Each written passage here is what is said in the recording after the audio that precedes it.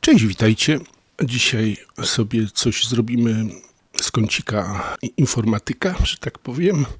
W każdym bądź razie ostatnio w moim Windowsie 10 pojawiło się takie okno. Aplikacja Microsoft 365 Copilot. W każdym bądź razie chodzi o to, że możemy się tutaj zalogować, możemy utworzyć bezpłatne konto, ale nie ma najważniejszego przycisku pomiń.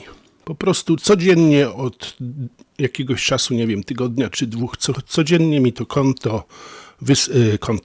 to okno wyskakuje i w każdym bądź razie strasznie mnie to denerwuje, nie? Bo ja lubię mieć opcję wyboru, nie? Generalnie ja korzystam z ChatGPT, jeżeli mam jakieś zapytania i mi ta forma odpowiada, a nie, że tu jeszcze następna jakaś aplikacja mnie będzie szpiegować.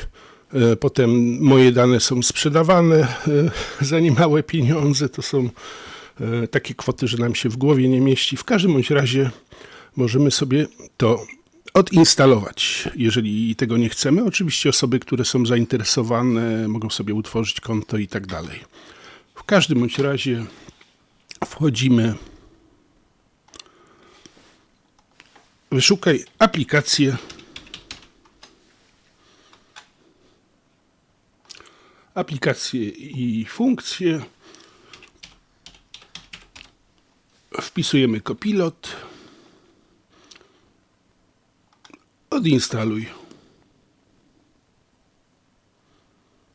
Ja dodam, że mam Windows 10, także okienko zniknęło.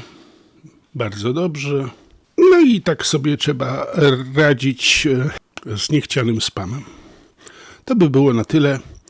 Ja Was serdecznie pozdrawiam i do zobaczenia w następnym filmie.